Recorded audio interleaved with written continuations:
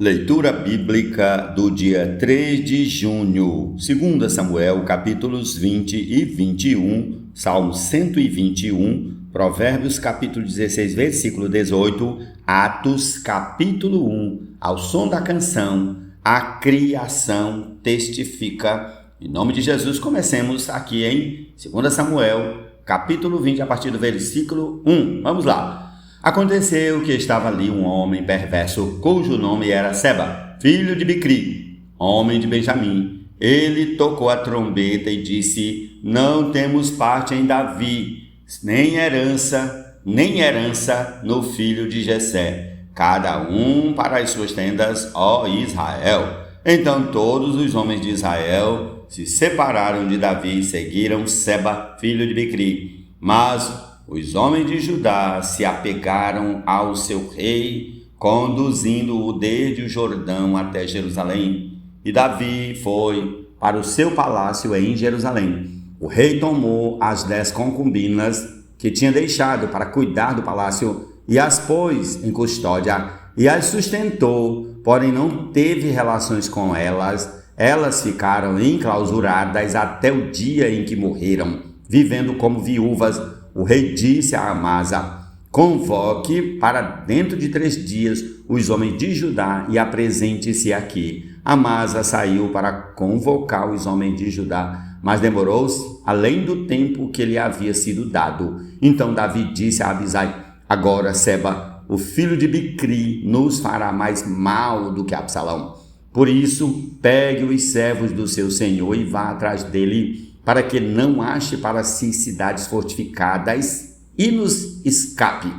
Então saíram com ele os soldados de Joabe, a guarda real e todos os valentes saíram de Jerusalém para perseguir Seba, filho de Bicri.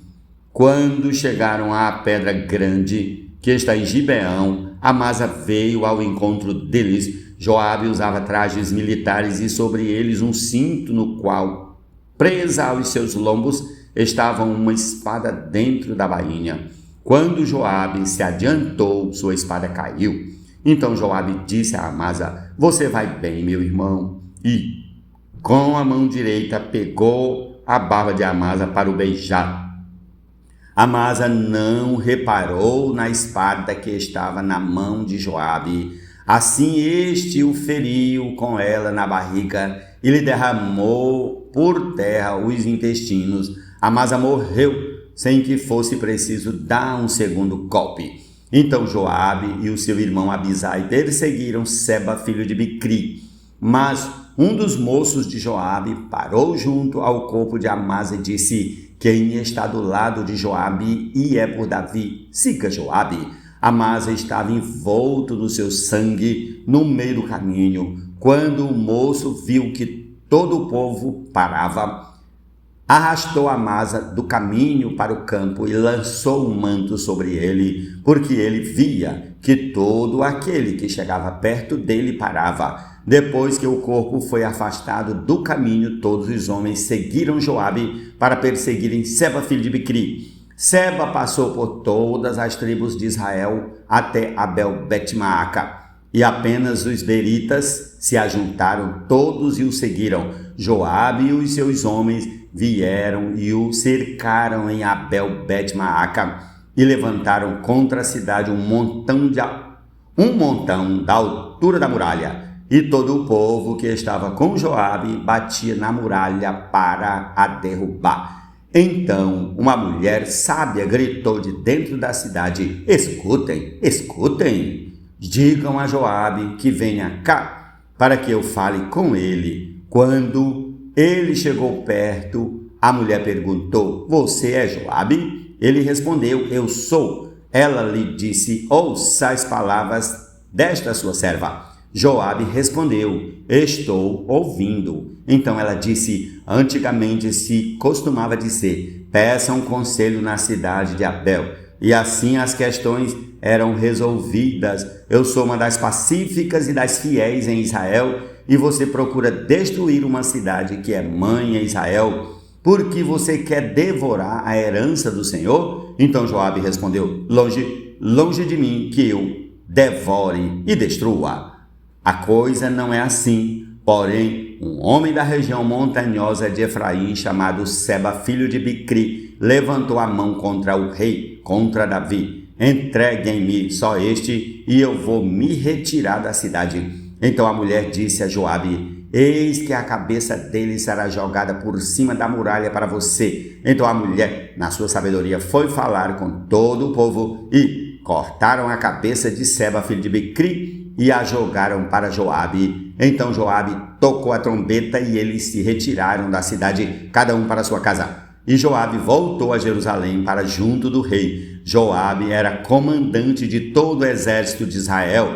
Benaia, filho de Joiada, era comandante da guarda real. Adorão era chefe dos que estavam sujeitos a trabalhos forçados. Josafá, filho de Aliúde, era o cronista. Seva era o escrivão. Zadok e Abiatar eram os sacerdotes. E também Ira, o Jairita, era ministro de Davi. Senhor Jesus.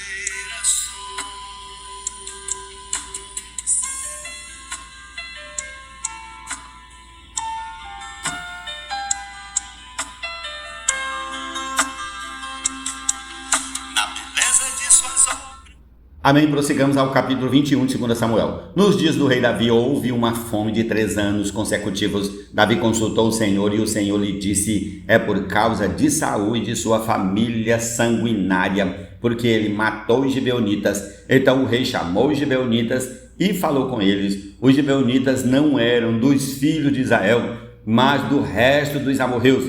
Os filhos de Israel lhes tinham jurado poupá-los. Porém, Saul procurou destruí-los no seu zelo pelos filhos de Israel e de Judá. Davi perguntou aos gibeonitas: o que vocês querem que eu faça por vocês? E que resgate lhes darei para que abençoem a herança do Senhor? Os gibeonitas responderam: a nossa questão com Saul e com a sua casa não tem nada a ver com prata nem ouro.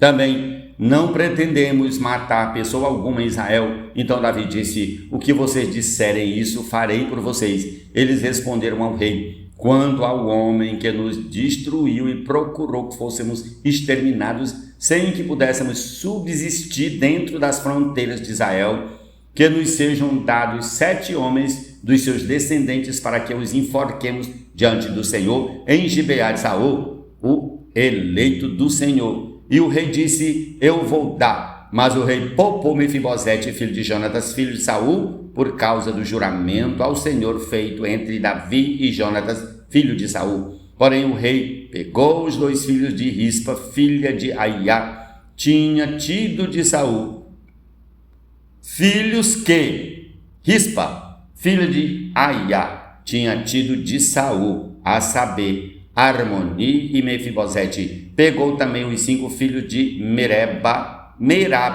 filha de Saul, filha de Saul. Repetindo o versículo inteiro, o 8. Porém o rei pegou os 2 filhos que Rispa, filha de Aiá, tinha tido de Saul, a saber, Armoni e Mefibosete. Pegou também os 5 filhos que Merabi, filha de Saul, tinha tido de Adriel, filho de Barzilai, Meolatita. Davi os entregou nas mãos dos gibeonitas, que os enforcaram no monte diante do Senhor, e os 7 morreram ao mesmo tempo. Foram mortos nos dias da colheita, nos primeiros dias, no princípio da colheita da cevada. Então Rispa, filha de Aiá, pegou um pano de saco e o estendeu para si sobre uma rocha desde o princípio da colheita até que caiu a água do céu sobre os corpos, e não deixou que as aves do céu se aproximassem deles de dia, nem os animais do campo de noite. Contaram a Davi o que Rispa, filha de Aiá e concubina de Saul, havia feito. Então Davi foi e tomou os ossos de Saul e os ossos de Jonatas, seu filho, dos moradores de Jabes-Gileade, os quais os furtaram da praça de Bet-Sean, onde os filisteus os tinham pendurado no dia em que mataram Saul em Gilboa. Dali transportou os ossos de Saul e os ossos de Jonatas, seu filho, e ajuntaram também os ossos dos enforcados, Sepultaram os ossos de Saul e de Jonatas, seu filho, na terra de Benjamim, em Zela, no túmulo de Quis, seu pai. Fizeram tudo o que o rei havia ordenado. Depois disto, Deus se tornou favorável para com a terra. De novo, os filisteus fizeram guerra contra Israel. Davi foi com os seus soldados e lutaram contra os filisteus. E Davi ficou muito cansado. Isbi-Benob descendia dos gigantes. O peso do bronze de sua lança era de quase 4 quilos e estava cingido de uma armadura nova. Este disse que mataria Davi, porém Abisai, filho de Zeruia, socorreu Davi, atacou o filisteu e o matou. Então os homens de Davi lhe juraram, dizendo: nunca mais o Senhor sairá conosco à batalha, para que a lâmpada de Israel não se apague. Depois disto, houve ainda em Gobe outra batalha contra os filisteus. Foi então que Sibecai, o Uzatita, matou Safi, que era descendente dos gigantes. Houve ainda em Gobe outra batalha contra os filisteus, e Elanã, filho de Jaare-Oregim, o belemita, matou Golias, o geteu, cuja lança tinha a haste como eixo de tecelão. Houve ainda outra batalha em Gate. Ali havia um homem de grande estatura que tinha 6 dedos em cada mão e em cada pé, 24 ao todo. Também este descendia dos gigantes. Quando ele insultou Israel, Jonatas, filho de Simeia e irmão de Davi, o matou. Esses 4 eram descendentes dos gigantes em Gate e foram mortos por Davi e seus soldados. Jesus é o Senhor, amém.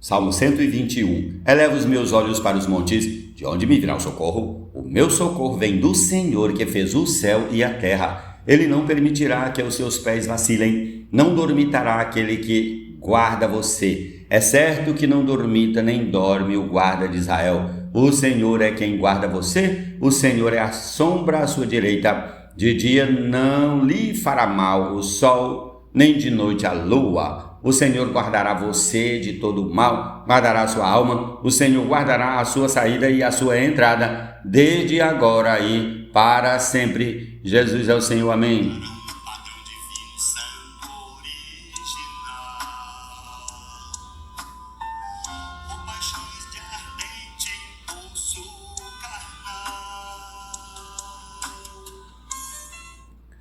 Antes da ruína vem a soberba, e o espírito orgulhoso precede a queda. Provérbios 16, 18. Senhor Jesus.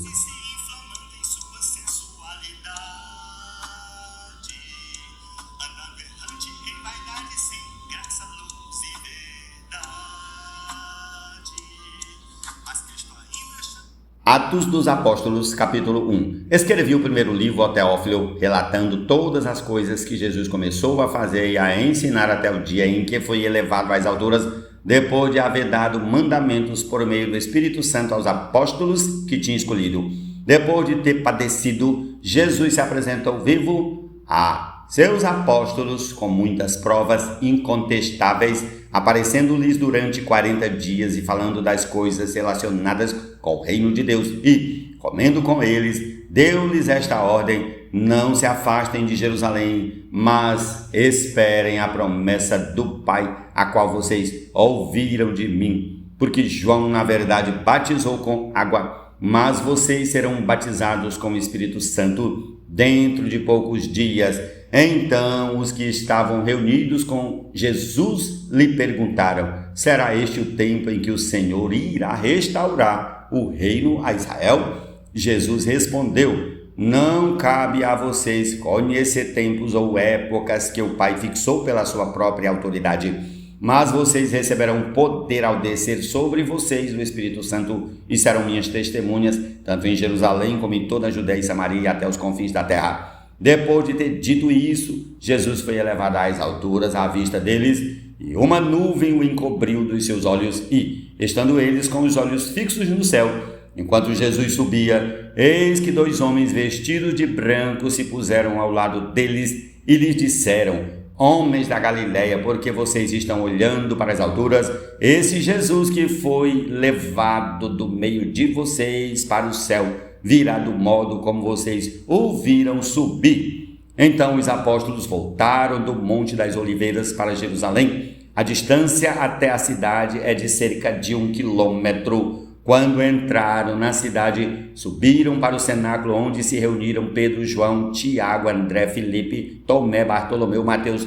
Tiago, filho de Alfeu, Simão, o Zelote e Judas, filho de Tiago. Todos estes perseveravam unânimes em oração com as mulheres, com Maria, mãe de Jesus, e com os irmãos dele. Naqueles dias, Pedro se levantou no meio dos irmãos, que formavam um grupo de mais ou menos 120 pessoas, e disse: irmãos, era necessário que se cumprisse a escritura que o Espírito Santo predisse pela boca de Davi a respeito de Judas, que foi o guia daqueles que prenderam Jesus.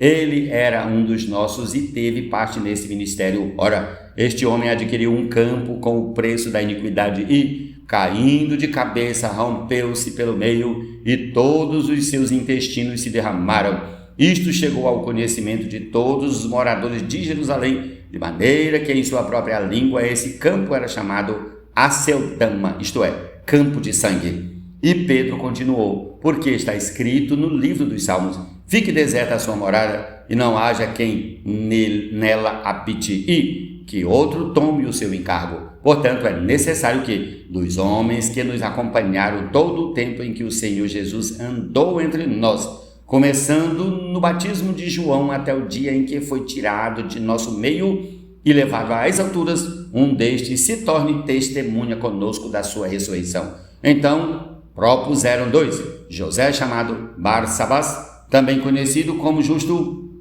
e Matias, e orando disseram: tu, Senhor, que conheces o coração de todos, revela-nos qual dos 2 escolheste para preencher a vaga neste ministério e apostolado, do qual Judas se desviou indo para o seu próprio lugar. Depois fizeram um sorteio e a sorte caiu sobre Matias, que foi acrescentado ao grupo dos 11 apóstolos. Ó Senhor Jesus, essa é a porção desse dia. Amém. Bom dia. Por isso Deus os entregou a imundas paixões e os deixou andando em profunda escuridão. Mudaram o padrão divino santo original por paixões de ardente impulso carnal.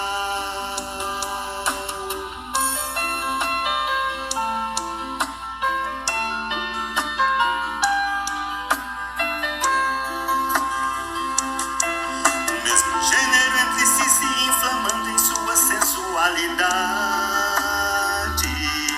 andando errante em vaidade, sem graça, luz e verdade.